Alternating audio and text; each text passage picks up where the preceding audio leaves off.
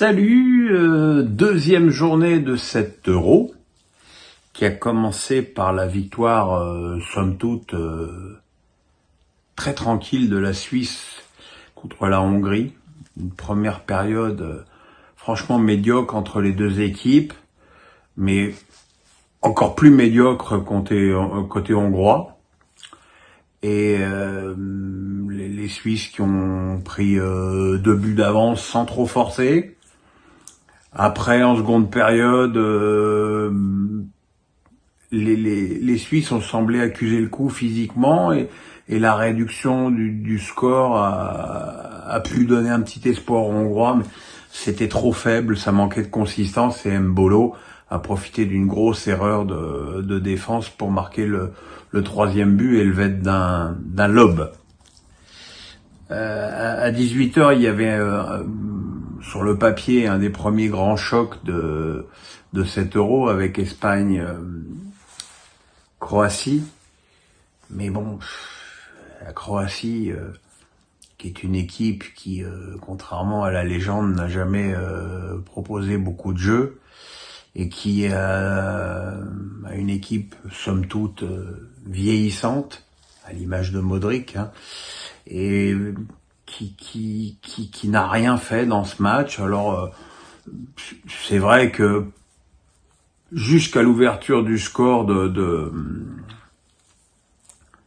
espagnol de Morata, il se passait quasiment rien dans ce match et c'était très ennuyeux.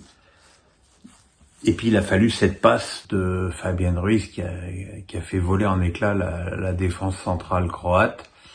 Et Morata qui a marqué du gauche après un petit sprint. Fabian Ruiz qui a marqué le deuxième but sur une action individuelle magnifique parce que il est au départ sur la transversale et vraiment c'était un très beau but et c'est vrai que on l'a rarement vu aussi brillant et déterminant avec le PSG cette année, ce qui prouve que ça dépend des équipes. Et puis cette équipe d'Espagne dont on attendait beaucoup de ces deux ailiers, Yamal et Nico Williams. Alors Nico Williams a été très décevant tout le match. Yamal on l'a pas beaucoup vu, mais il a quand même délivré la passe décisive sur le troisième but espagnol. Bon, la deuxième période, mis à part le pénalty raté par les Croates, il s'est pas passé grand-chose de bien significatif. Et puis ce soir, l'Italie, qui est aussi incroyable que ça puisse paraître, tenant du titre. Je dis ça pas parce qu'on a oublié qu'ils avaient gagné l'Euro au pénalty au tir au but contre l'Angleterre, mais parce que entre avant et après, ils ont été éliminés 2 fois.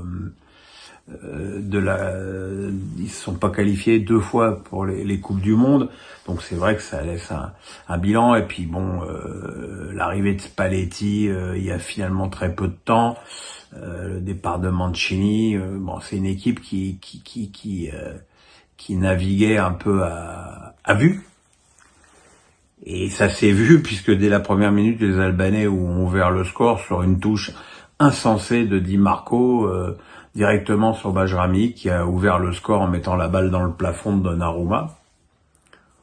Mais bon, le problème, c'est que les Albanais se sont contentés de cette ouverture du score et qui sont restés derrière, voilà, avec 2 lignes de 4, et n'essayant jamais de proposer quelque chose d'offensif jusqu'aux arrêts de jeu du match.